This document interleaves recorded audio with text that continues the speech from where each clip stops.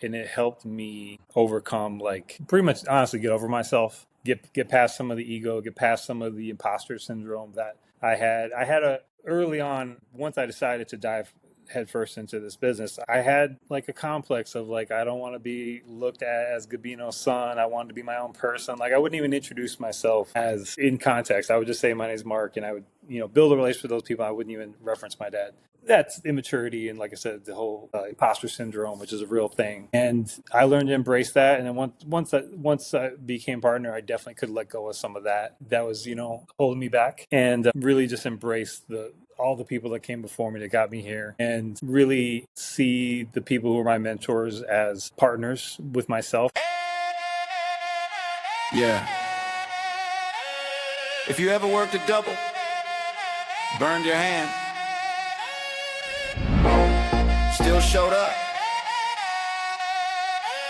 this one's for you.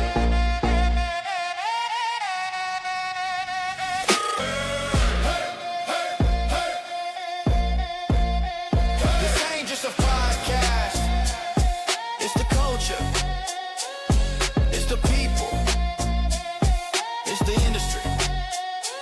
Real chefs talk, and everybody gets heard. What's going on, y'all? Welcome to Real Chef Talk. Today's guest is someone who truly grew up in the restaurant world.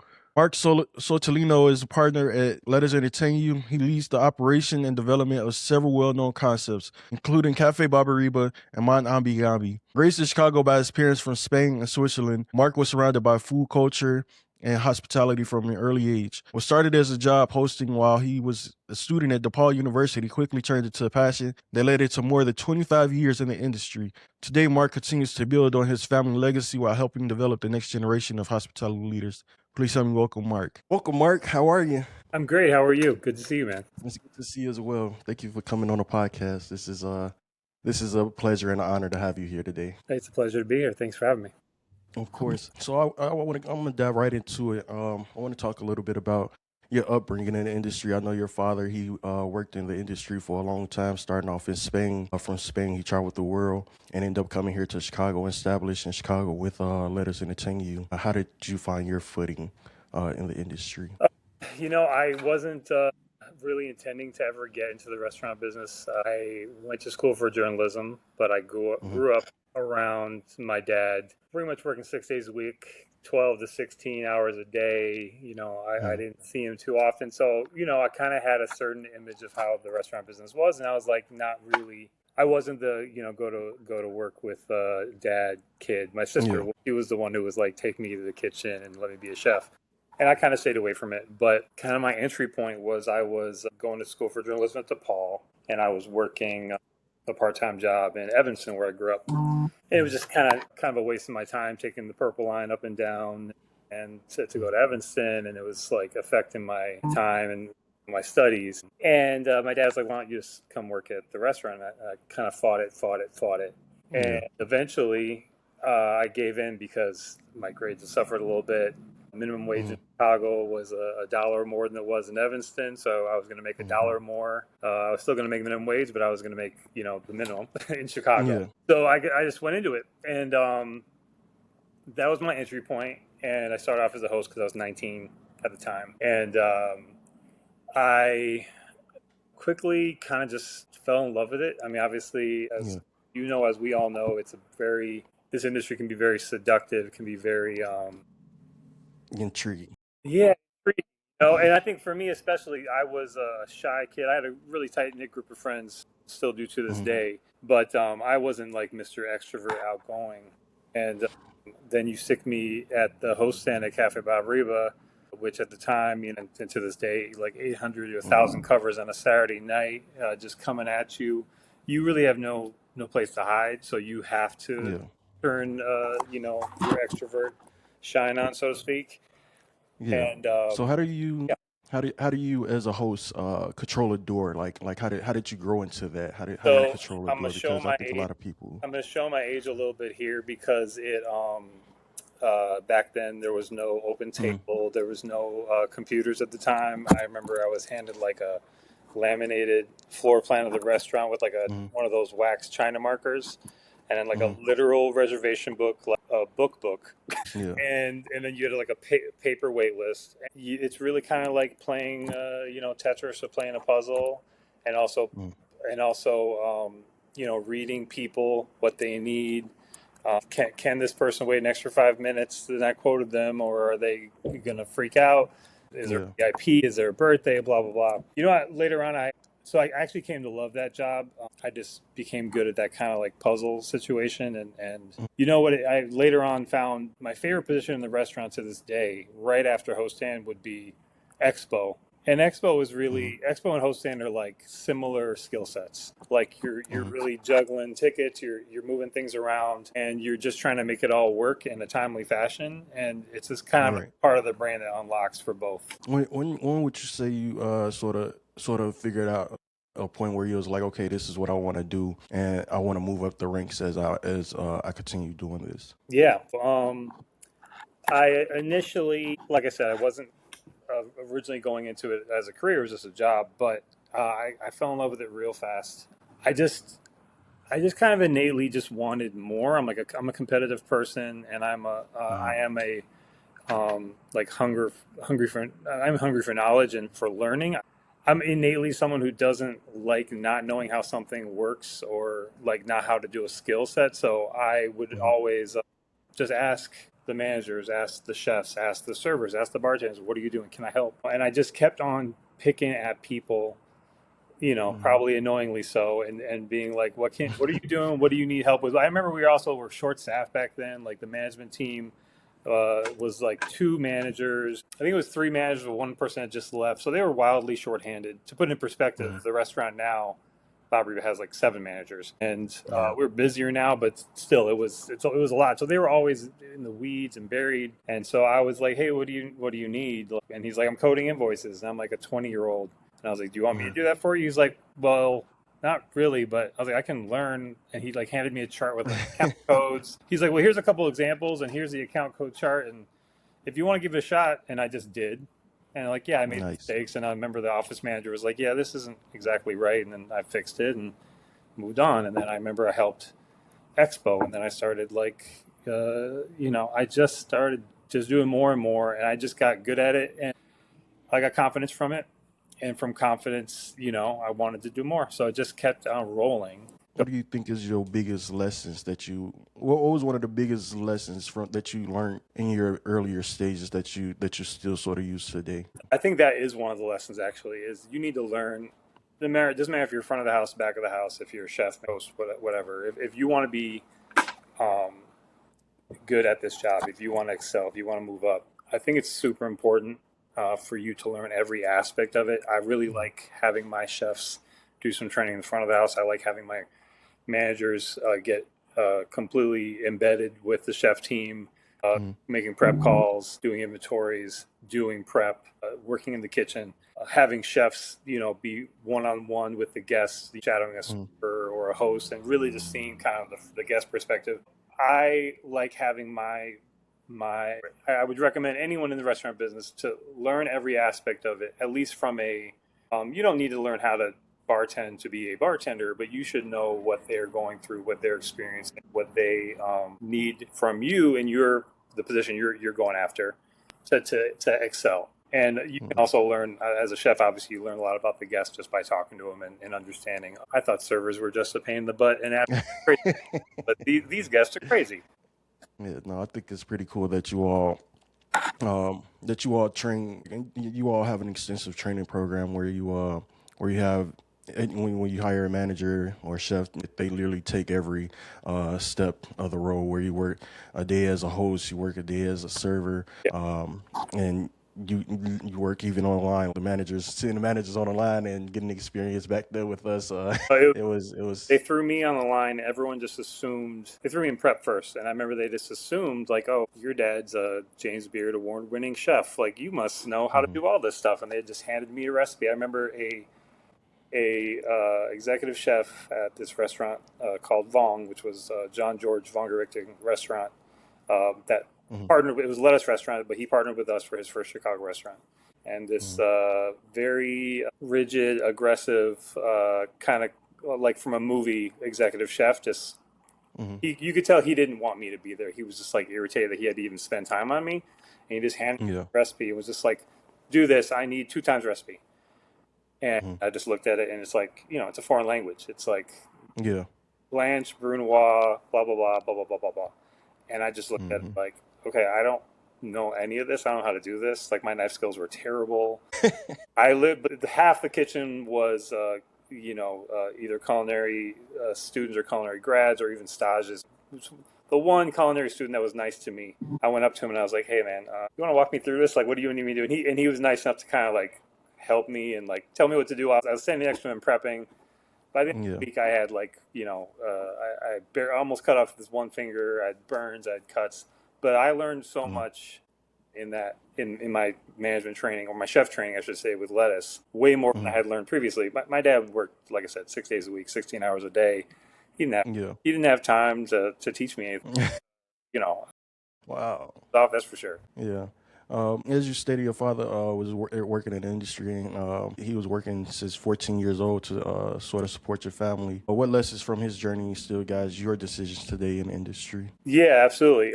So yeah, my dad, he was basically, my grandfather passed away when my dad was about, I always forget, 4 weeks or 4 months old, but my grandfather passed away very early.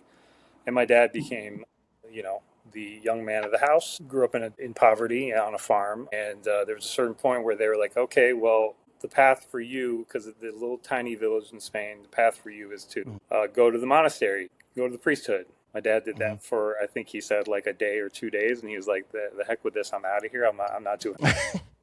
And then he went to my grandmother and said, I'm not going to do this priesthood thing. And she's like, okay, great. And she Mm-hmm. basically like handed him like an empty bag and like, you need to go and you need to make money, or you need to start your life now. Mm-hmm. You need to go and start your life. And basically he like, like a cartoon, like a hobo, he like went on like a freight train and Yeah. went to Madrid and got a job as a dishwasher, and just kind of went from there. So what I learned from that story and from him in general is no one's going to give you anything. It doesn't matter if you have education, if you have money, if you have a path in. You're going to have to Mm-hmm. go and get it. You got to work for it. You have to fight for yourself, and you have to you have to will it to happen. You have to work hard. That's Yeah. something I took to heart early on. Like I said, when I started, I just kind of kept on wanting more and more, and I just kind of kept going, and that's what I learned. Yeah. And and how do you keep your drive? Because I know in life you usually have to continuously redefine what's pushing you, and what keeps you moving. So what would you say? So how do you keep redefining your drive, and how do you keep that drive going? I think you need to set up goals for yourself, small things. I try to do small goals and knock them out, and then go on to the next thing. But yeah, you can have like big picture things like I want to open X amount of restaurants and I want this and I want that. Mm. But I find it helpful to just pick a project that you see as an opportunity for growth, either for yourself or just for the restaurant. For work on one dish, work on one, just redesigning one room, work on developing one manager, and just make that a goal that you really focus on. It's all about details in this business. So I find that focusing on those details usually reaps long-term benefits. Mhm. And obviously sometimes big projects are put in front of you. Like, I reopened our Monami could be in Bethesda last year, which was like a, year and a half long project from conception to opening. And that certainly, when that's on my plate, then certainly that's the main thing that's going on, just not as much Mhm. with the small details. But even with Yeah. that, you're still looking at small details. Okay, let's look at the light fixtures. Let's look at the kitchen equipment. Let's look at the hiring people. I'm interviewing servers, Mhm. interviewing hosts. So yeah. In that process of opening restaurants and things like that, how do you weed through people? Or what the question is, how do you weed through who you're gonna hire and who you think would really captivate the essence of what you all are trying to put out there? What I have learned over the years is that the people are the most important thing by far. So within this company, we've obviously got this company's been around for since 1971, so pushing 55 years now. My restaurants, Bobbery was celebrating 40 years, and Mona Migabee's been there for 46. We've got thankfully, a lot of people with a lot of experience who know how to do things. And I'm confident that myself and my trainers, my chefs, they can teach pretty much anyone how to, run a financial statement, do the inventories, teach someone how to make a drink, cook a steak, et cetera, et cetera, et cetera. But if you don't have the right people, it's not going to work. We have thankfully, we have very low turnover, and we have a great retention rate, and that's mostly because we have the right people top down. And so when we're looking to hire people, whether it be for a restaurant that's been open 40 years or a brand new restaurant, you have to spend extra time to find the right person from day one, and not just like easier said than done. Sometimes we've unfortunately had to hire for need. Post pandemic, the workforce was a difficult place for us. But once you have that right person, you really just gotta invest time, invest energy, and really get one-on-one with them and mold them to what you need them to be, but also what you thought they could be when you hired them. If you have the right people, everything else usually falls into place as long as you have some framework and some infrastructure. That's definitely the most important thing to me. And why is keeping your retention rate high and turnover rate low? Why is that so important in our industry? Continuity is everything. If it always cracks me up when a guest comes in the restaurant and they have their usual sandwich or soup or entree they always have, and they're like, did you guys change chefs? Do you have a new chef? Which is like a hilarious thing. Like, yes, the chef made your soup du jour today and your salad and everything else. But with that being said, if you have the same working, 20 years in a row, which I do at Cafe Barbaria, for example, or you have the same, grill cook every day of the week for 15, 20 years, it makes a big difference with the continuity.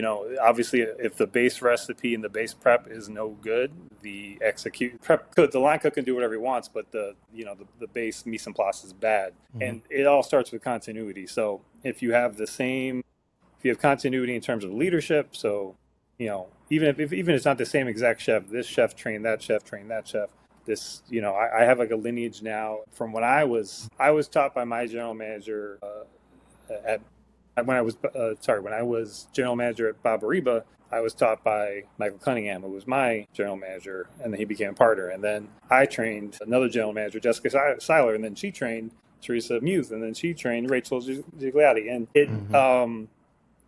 that continuity of systems and of philosophies, if you can keep it consistent, you get a 40-year restaurant, basically. And then it's a trickle-down effect, basically. And you got to in order to get that continuity and that retention, it's all about taking care of people. It's all about making them feel like it is as happy a workplace can be, a safe workplace, somewhere they can grow and feel good about it every day. Yeah. And that was going to be my next question. How do you make a place safe? Like, I know, how do you make your employees feel like this is where I want to be at, and this is the place for me? And how do you keep it a safer environment for your employees? And what do you think some places miss the mark?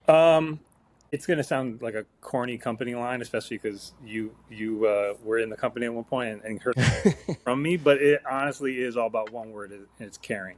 If you legitimately care that your team is feeling happy, feeling productive, feeling like you're a good leader, feeling motivated. If you honestly care about that, then you're going to go through the extra steps to make sure that they do feel that way. You're going to constantly ask for the feedback to make sure that they feel that way. You're going to have the one-on-one conversations. You're going to spend time with them, even when you don't want to. Sometimes, even when you're tired and it's like you worked a 12-hour day and it's like you just want to go home and you got your bag on and you're on the way out the door and they're like, "Hey, Mark, you got a second?" Put that bag down and give them, that 5 minutes of conversation that will make them feel better about whatever's going on, and that's the biggest thing. So caring about people, to me, is the number one thing. So you care about their work environment, you care about their work conditions, you take an interest in them personally too, like what's going on with your life, your home life, kids, your relationships with whatever, to an appropriate degree, obviously. And you need to, if you walk in that day and you say, "Good morning, everyone," and you get someone looking down at their cutting board and just kind of that's a sign. You need Yeah. something. You need anything? Can I do anything for you? And Mm-hmm. obviously, you can only do as much as people allow you to do. But it's those little tiny details again that help you retain people and make them happy. It's a Yeah. competitive industry, and they can go anywhere. Yeah. And sure, Yeah. you can pay them equal dollar to the person down the street, but they have to enjoy working with you and feel like there's a place to grow. Yeah, no, that's the truth. One thing I really love about Let Us Entertain You is how they have the emergency fund that employees are able to pay into, and when needed, if like for example during COVID, I know a lot of people were able to use some of those funds uh, to provide for themselves, Yeah. and I think that's a good thing, and I wish more companies would take on that perspective, where they allow their employees to pay into an emergency fund if needed, Yeah. and be able to dove into it. And what does that process look like a little bit? Would you talk about that? The help you fund in general, what Yeah. like that, this it's been around for so many years, decades. It's honestly the very best thing that I think we do in terms of employee benefits, and it really shows that culture of caring that we talk about and preach about. Times are rough now, and times have always rough for somebody. Someone's always got it worse off than you, and there's always someone that you can help. And while the profit margins in restaurants are, famously low, we make good enough money as a company to pay people appropriately, and hopefully then they can pay it forward and put this money in this fund. And if you have an emergency, if God forbid, you have some kind of natural disaster, or fire, flood, death in the family, whatever it might be, there is a resource. There's someone you can reach out to you know Hmm. in case of these emergencies. And it's such a great thing that I'm very proud of, and I've seen it in action with many people that have worked for me over the years, and I'm just so happy it's there. How could another company adopt this method and implement it for themselves? Honestly, it's just like you just got to do it. But I think in a broader sense, I think it's important, and it's something that we look at too in a like I said, a competitive industry where there's a new restaurant opening around the corner every second. There's lots of jobs out there to be had. I think you need to, as a company, look at your benefit package and see how you can set yourself apart. Do something else besides, some people don't even get healthcare. If you're doing healthcare, if you're already doing 401k, what else can you do that would give people a reason to want to work with you or work for you? And specifically something that shows that you actually care about them as an employee and as a person that works for you, not just as employee number dot dot dot. That's the key thing to make them feel like they are included in the culture of your company and they're part of this great big company, and not just, like I said, an employee number. That's the key. Yeah, no, that's definitely something I hope more people are able to adopt in the industry that we work in. Speaking of all the locations that you have, how do you balance the consistency across the multiple locations while still preserving each restaurant's soul, or like its own Yeah. identity, keeping it different? It's to me, it's about systems and having a framework of systems that you can then plug in those great people you've hired to. So while I run right now four restaurants. Cafe Riba is super high volume, and it's a high energy, high value, nonstop restaurant. And then Lil Bob Riba, which you're familiar with, Mm-hmm. 70 seats, at best like 100 seats or 110 seats, I should say, in the summertime. Much, much smaller operation. But both of them work off the same exact system and framework of how you do things. It's just like you would zone a cooler and mise en place things. There's a way that you do schedules. There's a way that you do inventory. There's a way that you handle customer relations. Everything in my restaurants is under the same framework, even between brands. So Mon Ami Gabi, very different restaurant. The Cafe Riba, French Bistro, a little bit upper scale, different crowd as well, both in Chicago and Bethesda. But they use the same exact systems that we use at the Bob Ribas, because honestly, it's tried and true, not just in lettuce in general. Is a lot of similar systems, but I learned all my systems from Michael Cunningham, who's my partner, recently unfortunately passed away, but I learned more about running a restaurant from that man than I did anyone, including my dad. And the systems we had there work everywhere. And then you just need to hire the right people, again, to beat a dead horse here. Hire the right people, get them to buy into that, which is, hopefully the person you hired, and then they can run with it. But it's kind of a plug and play. Like, we have these systems, plug and play. And that's kind of the way you can get growth, and you can get multiple locations of one concept. And when talking about the systems, we're in an ever evolving world where technology is just advancing daily. Sure. How are you advancing with the technology? How are you using AI to help advance Let Us Entertain You in the different concepts that you all have? So we're definitely always looking at ways to better our operations, make things more streamlined, make things more efficient. And AI is a part of that. With that being said, and again, maybe it's because I'm an old head at this point, but like, I always look at what we learned from the past to inform the future. I'm not just gonna, like, I know, like, for instance, in AI right now, you can just have it can learn your ordering trends, and it could just do food orders for you, and you can just hit it can populate a food order for you and hit send. I'm not ready for that just yet. I still want the interpersonal.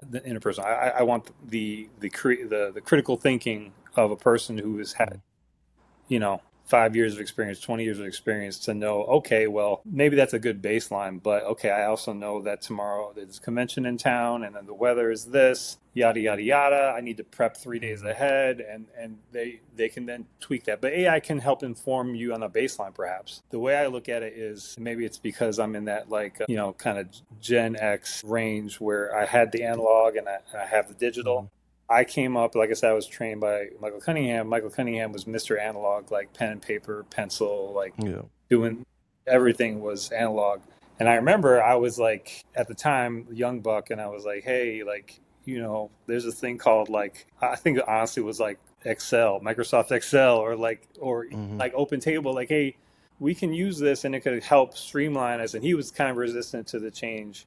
But I remember thinking to myself, oh, like, I need to push things forward because I'm the young, like, a smart person. I am also not arrogant enough to think that time is not coming for me. There's going to be someone like myself, a little younger than me, who's going to come in and be like, hey, AI could really help us. And I'm probably going to look at it like, I'm not sure, but eventually I'm open. I'm always going to be open to someone who comes in and has a better idea. We do things wonderfully, but we are not perfect. So there's always a better way. There's always growth. And you got to be open to that, whether it is, from our AI overlords or whatever it is. That's pretty funny. I want to ask for yourself, what do you feel changed for you mentally and emotionally when you became a partner with Let Us Entertain You back in 2018? I'll be honest, and I'll say it was a important moment for me that meant a lot, and it helped me overcome, like, pretty much honestly get over myself, get past some of the ego, get past some of the imposter syndrome that I had. Early on, once I decided to dive headfirst into this business, I had like a complex of, like, I don't want to be looked at as Gabino's son. I wanted to be my own person. Like, I wouldn't even introduce myself as in context. I would just say my name's Mark, and I would, build a relationship with those people. I wouldn't even reference my dad. That's immaturity, and, like I said, the whole imposter syndrome, which is a real thing. And I learned to embrace that. And then once I became partner, I definitely could let go of some of that was, holding me back, and really just embrace all the people that came before me that got me here, and really see the people who are my mentors as partners with myself, and I could really talk to them, not quite as equals because they paved the way for me, but having the mentors of, being able to talk to Rich Melman, being able to talk to Kevin Brown, who at the time was our CEO and president, is now our senior executive chairman. Having those people as I can call partners work with me has been huge. That's cool.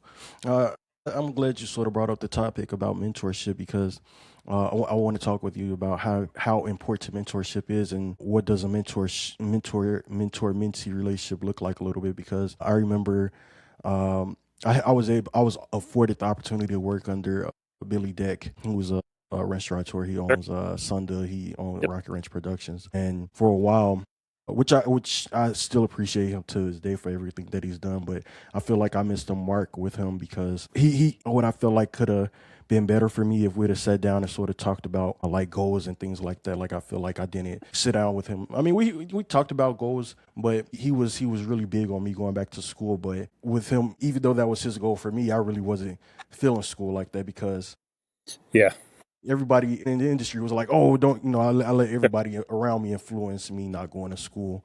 They were like, "Just work, work, work, and you'll be able to move up the line without working." And not realizing how much harder it is to, work than work your way up than going to school while working and still able to scale your way up. But what is that important? What does that dynamic look like for a mentor mentee? I think it's huge, and it's something that I try to pay forward as much as possible. Like I said, I've had the great fortune of learning under people like Rich Melman, people like Kevin Brown, on the Melman family in general, Chris Mears, Michael Cunningham. I've been around so many great chefs, like I said, John George Von Richten. I've been around a bunch of great people, and I've also had a great breadth of experience working at RJ Gruntz as a burger place during training, and then also working at a James Beard or Michelin award-winning restaurant. And I take as much as I value the time that they spent on me, and I owe it to everyone else who works for me to give them the same amount of time, teach them whatever I know. And it's just about, like I said, paying it forward and continuing that tradition, telling them the stories, about, my dad back in the day, telling them the stories about Rich Melman opening RJ Gruntz in 1971. Like all that stuff is important context for someone in the restaurant business to know and learn and hopefully grow on. So I take the mentorship role, both sides of it. It's very important. And what do you believe separates good operations from truly great hospitality leaderships? Like you're just going from just being good to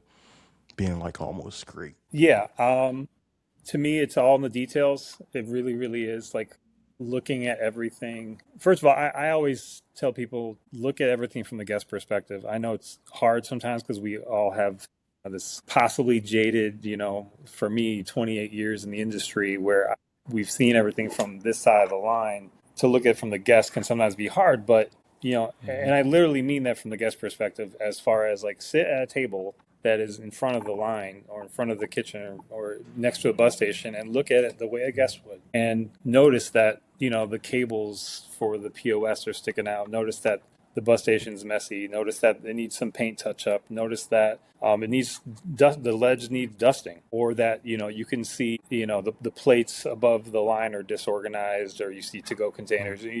You don't want to. You still want to have a little bit of a mystery as a guest, and you don't want to show them everything behind the curtain, so to speak. And it's caring about those things. Again, I'm just going to keep on beating this word to death. It's caring about those things. So the thing that makes a good restaurant and separate a good to a great restaurant is that the person cooking the food, the person serving the food, the person managing the people cooking the food and serving the food really cares about all of it and will care if the table's not set perfectly correctly and the roll-up's not rolled up quite right, if the plate's not wiped, if the garnish is not at the 9 o'clock spot that you wanted the garnish to be at on the plate. It's that consistency and that caring about those details to a anal retentive, if not annoyingly annoying extent. Yeah. But it's important, and then getting them to care about that. Like I said, I can teach anyone how to cook a ribeye medium rare, but I cannot teach the care that the ticket says medium well, or the ticket says medium rare.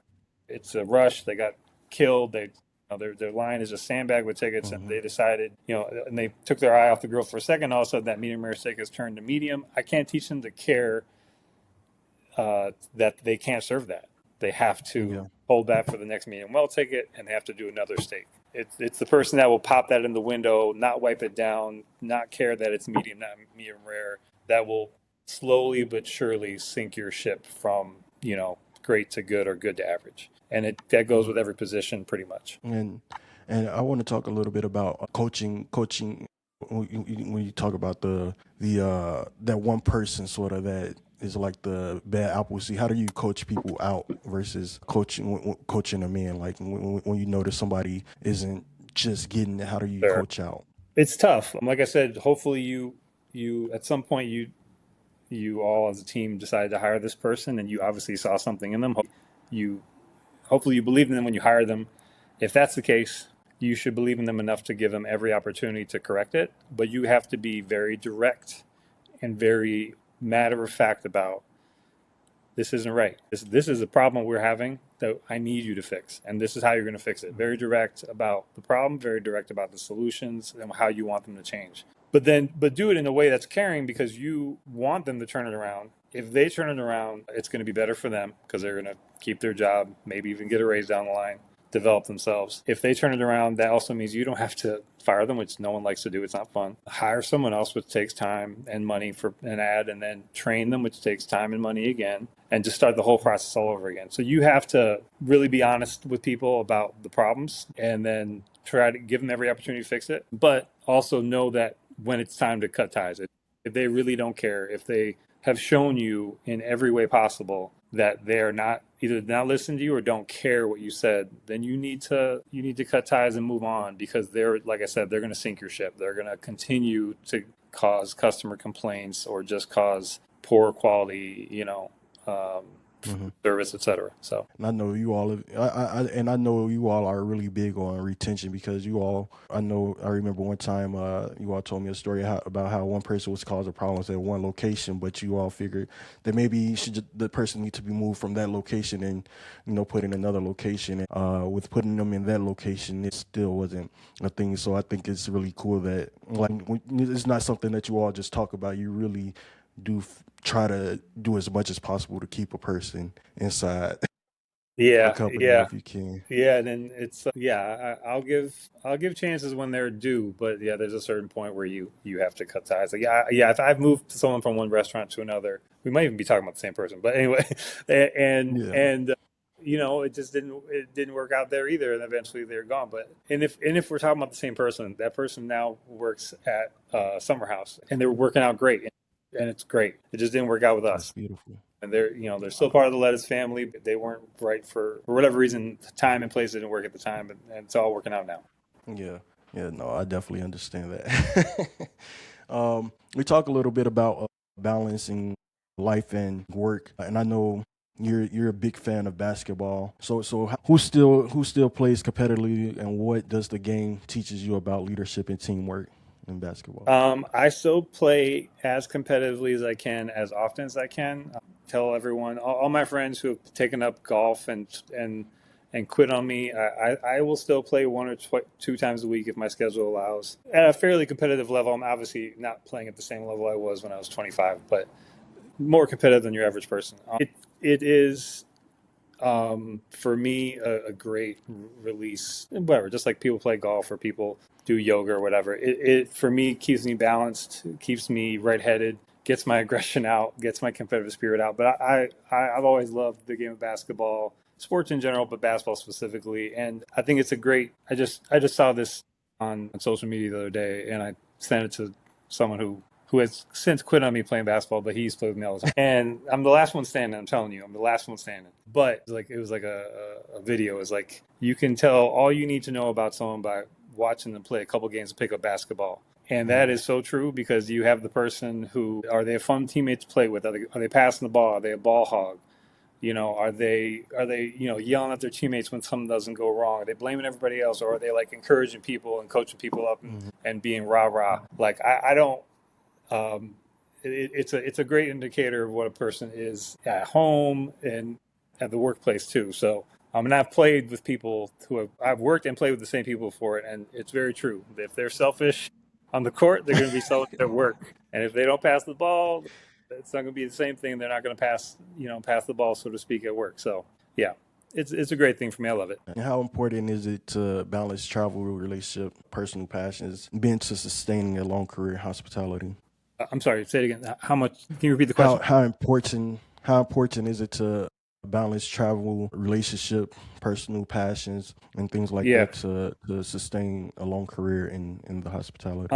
It's huge. Miss Lee, this industry is not great on relationships and family. It has a reputation for a reason. I grew up like I said, with my dad working 6 days a week, 16 hours a day, blah, blah, blah. And it took a toll on my relationship with him as a dad. It took a toll on his relationship with what is now his ex-wife, and he's moved on to have two ex-wives, and he's happy on his third wife now. Yeah, it took a toll on my household, and I saw it. And it took a toll for me too. I've had failed relationships. I've had issues with it as well. We all do. But if you can find that balance where you are taking the time off that you need to recharge, you're doing the things outside of work, whether it's, like I said, basketball, yoga, read a book, whatever it is, if you can find that balance and then have a partner at home that supports you in whatever way you need them to, and you guys have an understanding, it makes your work so much better. I've been at the place where I was like working, 16 hours a day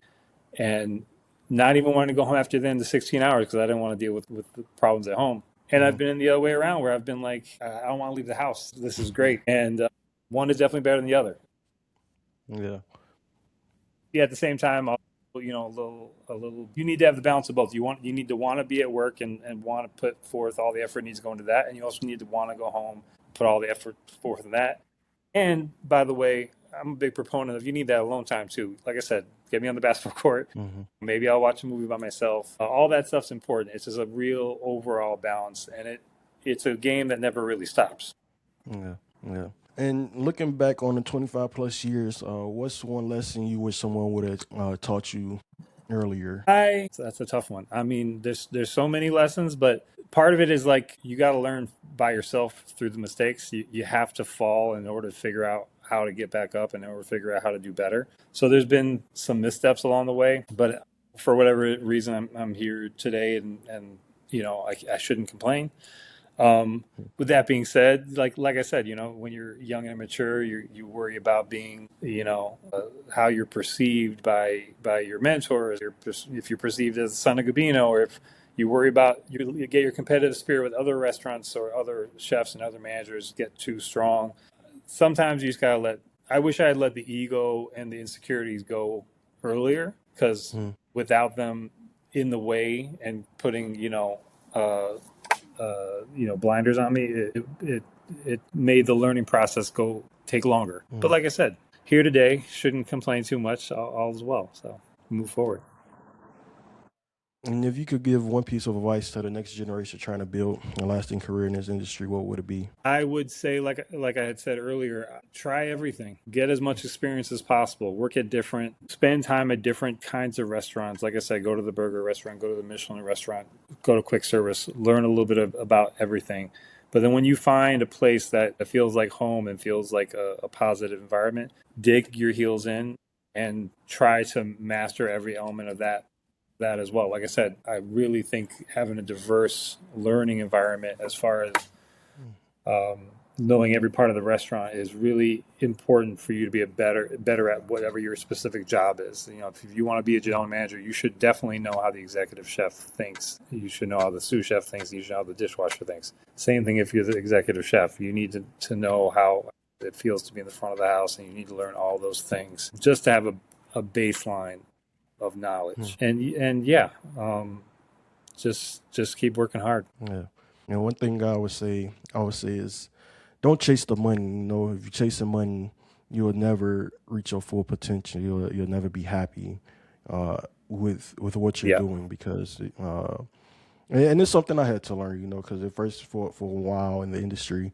um, I was doing it with passion, and then I started looking at the dollar because people were like, oh, like and it only happened because I remember I was working at a spot and a recruiter reached out to me. They was like, "Hey, you want to come work for us?" And I was like, "I'm not really looking for right now." But they was like, "Oh, but, how much are you making?" I'm like this, I'm making what, $20 an hour. They're like, "We'll give you 25," and I was like, "Okay." And you have to be careful with that yeah, because you have people like that, and they'll make you start seeing a dollar when you should be really focused on your craft and building yeah. doing and know why you're doing it. Yeah, it's I easier. want It's to. easier said than done when you don't have money.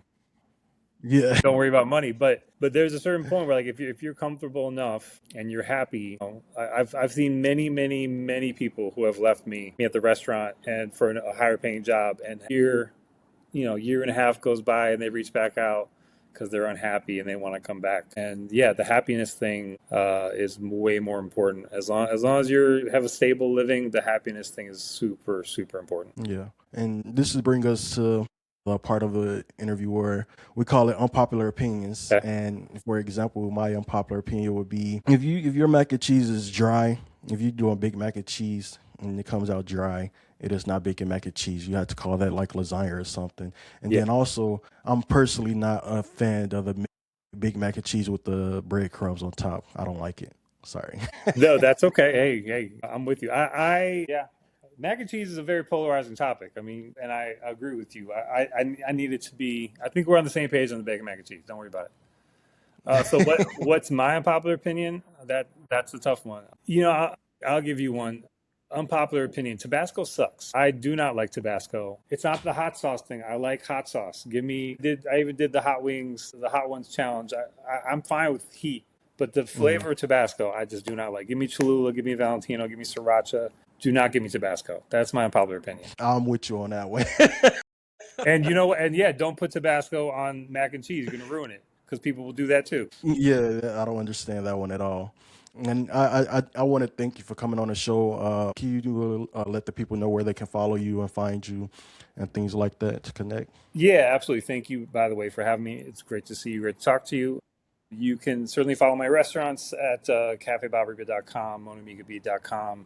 Obviously, Let Us Entertain You or lettuce.com. Follow the restaurants at Cafe Bob Riba and Mona Miga B on Instagram. Cafe Bob Riba is celebrating the 40th anniversary this month.